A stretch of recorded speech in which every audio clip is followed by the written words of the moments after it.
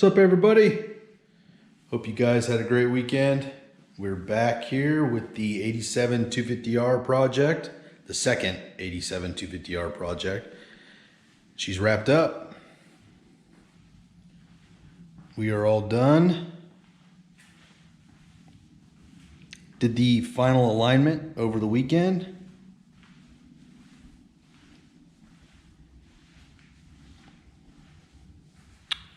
So I pretty much covered everything in the last video of what we did. But since then, I don't think I had this in the last video, we added the radiator fan. And we're running it off of a DeWalt drill battery. And the only reason I'm doing that is because I'm running a CR250 stator, CR250 ignition, and they don't have a lighting output or a lighting coil. So I could get something from Ricky Stator and make it work. I'd just rather run the Honda stuff, and I don't really ride that much. I don't do that much slow technical stuff to where I think I would benefit from one of those. So I'm mainly just going to run it off the battery. This time of the year, it's not going to really run at all. In the summertime, if I'm going really slow with friends and stuff, then the fan will kick on. But it's just kind of a backup security for the engine. I think it's a nice little addition to have to these, especially here in Florida with the sand that puts so much load on these engines. It's just nice to have that backup. And then also what I did, if you guys can tell, I sold the 450R front shocks and found some really cool PEP, old school, standard travel front shocks. These are non-adjustable. Well, they're preload adjustable, but they are not rebound or compression, and that's fine. I think that kind of fits this quad a little bit better anyway. These things are definitely old. I don't know if I can get I can't get a shot of it, but on the other side of the shock, it's actually inscribed from PEP. It said 1998 MX valving, 230 pound rider, plus 2 A-arms. So they're actually really close. Obviously they're valved for a lot heavier rider, but they're pretty close with these plus 3 A-arms. I am gonna have these rebuilt by Blommel. I think I'm actually gonna box them up right after this video and send them out. But what do you guys think about, I had these old PEP shock covers laying around. They're neoprene, they're pretty cool. I think they're like the best shock covers you can get because they don't scratch up the springs. And they do protect the shafts from getting pitted from like rocks and sand and stuff. So what do you guys think? Should I leave it without the covers on and show off the red, white, and blue? Or should I run the covers? I don't know. I kind of like it both ways. The blue, that the right kind of fits the quad, but the left does too, kind of. So I don't know. Let me know what you guys think on that. The front end is completely aligned. I'm running an 1/8 inch toe in. That's kind of where I like it. Lone Star recommends a 1/4 inch toe in, and I just feel like that's a little too pigeon-toed for me. That might give you a little bit better turn in, I'm not sure, but I like with a little bit of negative camber, nice positive caster, which on the 250R frames, if you can tell, the frame, unlike a Yamaha, like a Banshee, a YFZ, or a Raptor, the frame on the 250Rs, they kind of jut upwards, and that really kind of helps with the caster. So I kind of leave the caster on the A-arms in a neutral position, the same on both sides, and that gives it a really good feel. And I do the same for like the Suzuki's. So caster set, I run like, I forget what the degree is on the camber, but I don't run a ton of negative camber, but they are negative, and then an 1/8 inch toe in on each side. It just makes it, for me, that's my sweet spot. That's where I'm comfortable. That's where I run it, because it's kind of like in everything quad. So we got that going. And then if you can see in here, I got the CCP steering stabilizer installed. I'm really impressed with this. I run precision on all the other quads. Let me see if you can see the precision all tucked up in there on the Suzuki, but so far I really like that. The CCP bolted right up. In fact, it kind of fit better than the precision on the other 250R. I like how it fits behind the stem. It is a little harder to adjust it. It fits behind the stem instead of in front of it out here, so it's a little bit more protected. And then, it only has a single adjustment, and I think they might offer a dual adjustment one, but you know what? For this quad, budget build, non-adjustable shocks, standard travel, I think it just kind of fits it. And I just didn't see the point in spending $500 on a precision stabilizer. So I haven't ridden with it yet, so I can't give you a report on that. But so far, the build quality, the install, the price, I really like it. I think that's a good little product there. And it was fast. I mean, I had it in like 2 days after I ordered it. So if you're thinking about something, if you don't have a stabilizer, I would bypass the stick. Don't even bother with the stick stabilizer. And then if you can afford the precision, do it. If you can't afford the precision, get the CCP. They're made here in the US. They're solid billet aluminum. He seems like he stands by his products, and I've heard they are super easy to rebuild yourself. It's just a couple O-rings and some fluid. So definitely so far recommend those.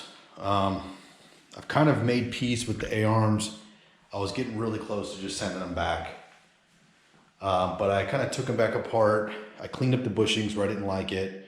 I greased everything really, really well with this Maxima waterproof grease. And that seemed to really help with some of the stiction. And then Jed at Roll Design, and I run this on the other 250R, he recommends this Tri-Flow stuff right here. Oh, I just lost my straw. He recommends this Tri-Flow for the Heim joints. And that's what I'm running on the Heim joints on the up here. And it's like a Teflon style lubricant. And after you wash the quad, after you pressure wash the quad and get all the dust and mud out off the Heims, and you dry everything off, give those a few squirts with that Tri-Flow. And so far I've had no squeaks or anything with the Heims on the Roll Designs on the other 250R. So I'm gonna I ran that on these top Heims, and I think we'll be good to go. Like I said, I'm not gonna really be the one ripping on this. So I'm not really concerned about like top quality stuff. And again, budget build. So, I will say too, on the Tusk radiator fan, on the I have like a video on this showing how it works, but it's weird. On that other 250R, I've pressure washed everything. I've had it on there for 6 or 7 months, and I've ridden it quite a bit, pressure washed it, gotten it muddy, no problems. I washed this thing one time the other day, and this display has been goofed up since. So I don't know what's going on with it. I'm getting with Rocky Mountain. The warranty department's supposed to call me back, and I think they're going to just send me a new thermostat, hopefully. So I'm trying to think what else I got for you guys. The exhaust hangers, they weren't that great. The OEM ones, they weren't in that great of shape. At least they weren't up to my standards. So I got the billet exhaust hangers from NPM. They have new rubber in it. They're solid billet aluminum. They are a little spendy, but you know what? It keeps the exhaust nice and secure, prevents leaks. So kind of worth it. Other than that, I don't think I've really done much else since the last video other than the plastics and the graphics and aligning it. So it's kind of where I'm at with everything. I do think this is a stock 450R brake rotor hub, 450R threaded sleeve, and a mod quad locking axle nut. I think I'm gonna ditch that setup and go with a 450R anti-fade, either from Lone Star or RPM or Fireball or something like that, just to have it all in one unit. I just think it's a better fit and finish, and I really like the one that's on the other 250R. So I think I'm gonna be selling that stuff and going with an anti-fade. Other than that, she's done. I'm gonna stop talking, and I'm just gonna kind of walk around. Excuse my knees from popping and shoulders from popping and everything from popping. I guess I'm getting old. I don't know what's going on, but every time I bend down, my knees are popping, but whatever, deal with it.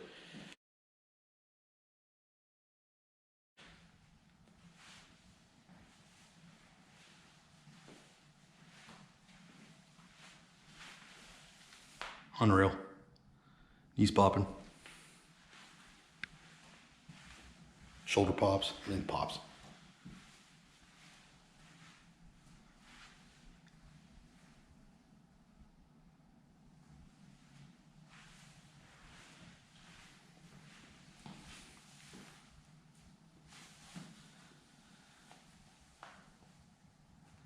Love this cool retro works connection sticker.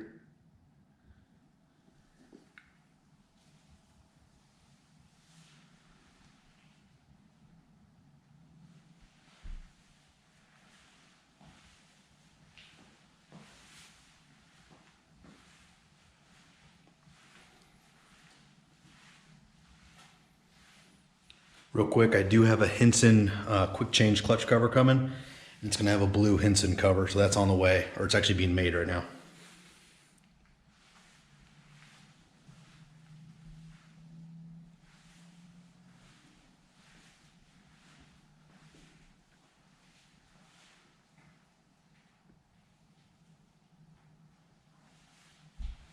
I don't know if I mentioned it, but these little Enduro Engineering grips for the levers, they're like $9 on eBay.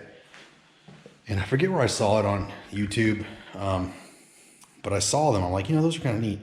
So I ordered them, and they're just like a shrink tape or a shrink tube. Put them on, hit it with a heat gun, and they kind of contract to the lever. And I love them. I've put them on everything. They give you that nice tactile feel, especially when your gloves and stuff start getting real sweaty. It gives you that extra grip, and it just kind of makes the lever feel more comfortable. I love it. For $9, they're a pretty cool little addition to any lever, I think.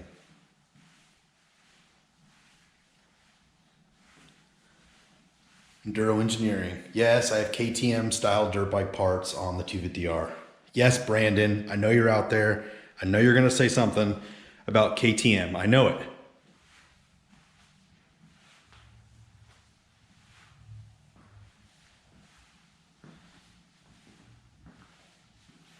Still think the blue nets look pretty cool.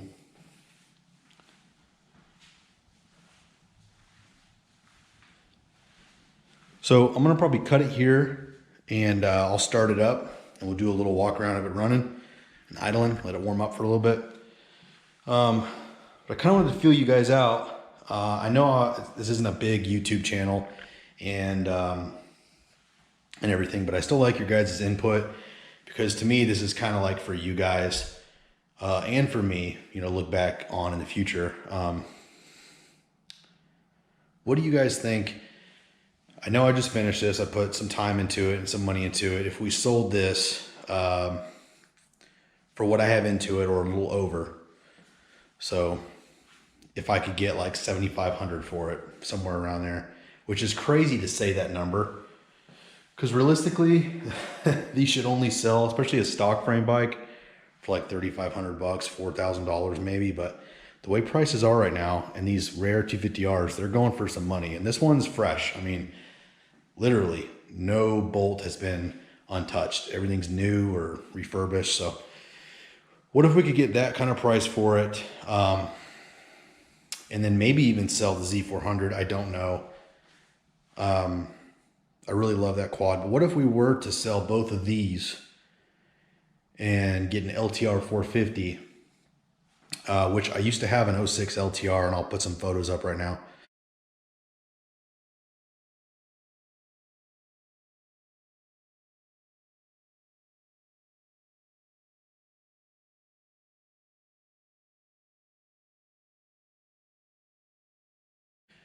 Get an LTR 450, preferably an 06 or 07, and do like a full build on it. I mean, roll design A-arms, Fox floats, kind of leave the engine mostly stock. I like my engines mostly stock, but kind of do like a build series on that. I don't know.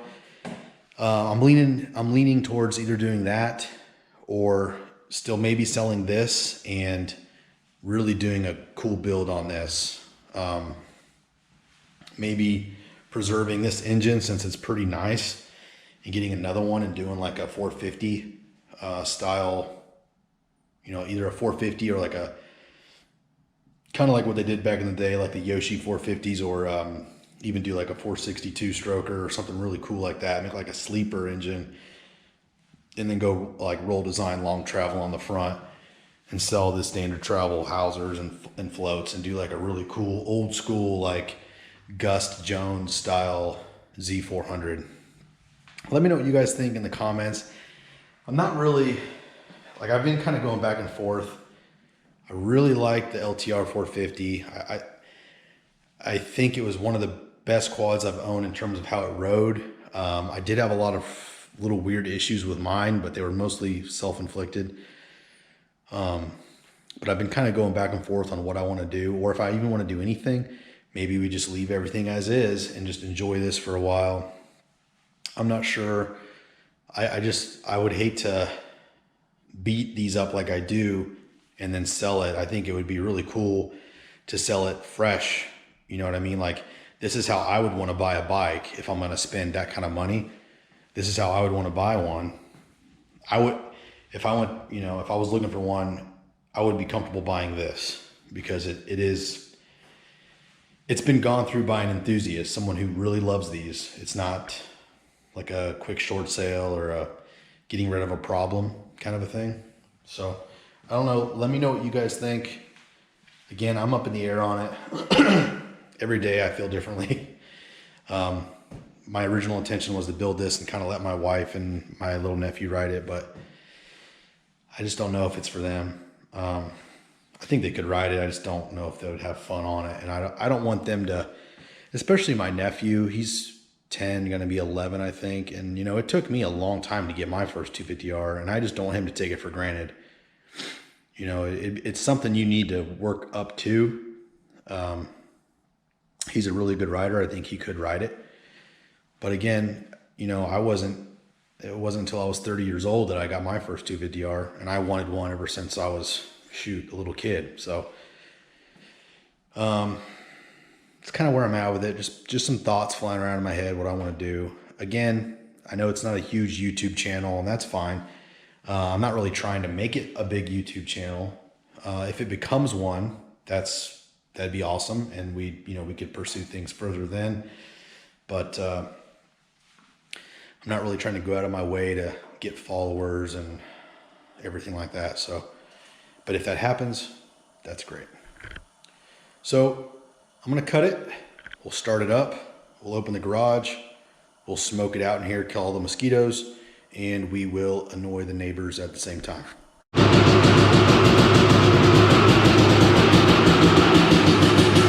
Something about a two-stroke. Love it. This head pipe, or this expansion chamber right here, this fatty, this was on this 250R when I bought it.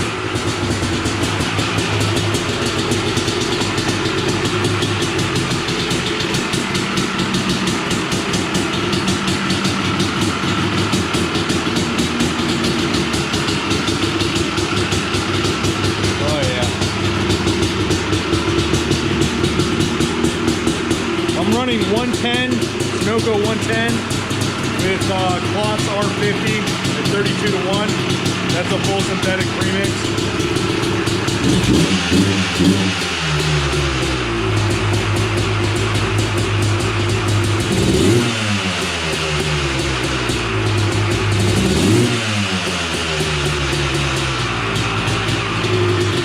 Haven't really ridden it yet, other than up and around the block.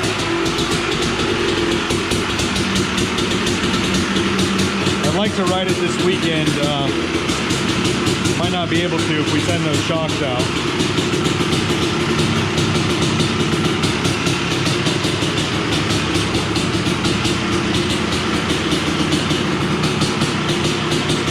We are killing some skeeters.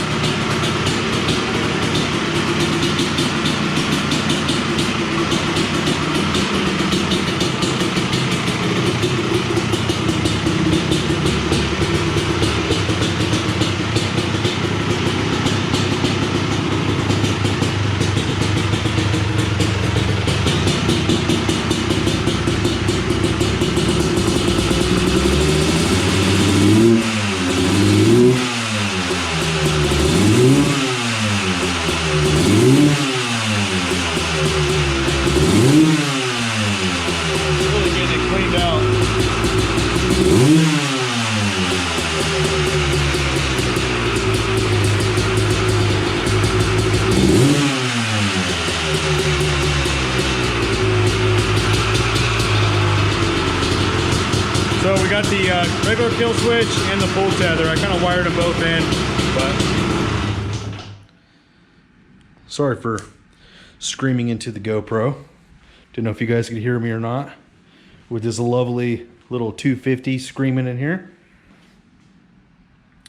Anyways, guys, I just want to say thank you for those of you that have kind of from the beginning watched this and seen where it's taken us. I think it evolved into something pretty cool. You know, just starting from that weird colored like light blue hammer tone frame and then kind of designing and building a quad around it.